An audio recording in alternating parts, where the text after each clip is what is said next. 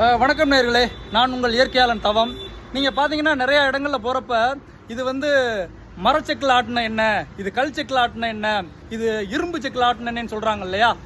இந்த 3 செக்கு எப்படி இருக்கும் அப்படின்னா, இதை பாருங்கள்.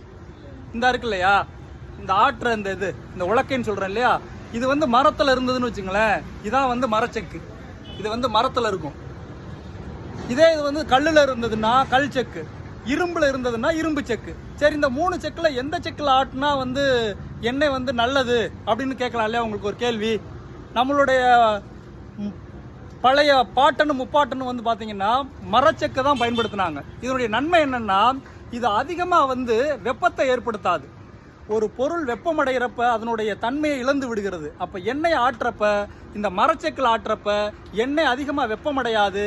அதனால் அந்த எண்ணெய் முழுவதுமாக மருத்துவ குணமோடு இருக்கும். அதனால் முடிந்தவரை மரச்செக்கில் ஆட்டுற எண்ணெய்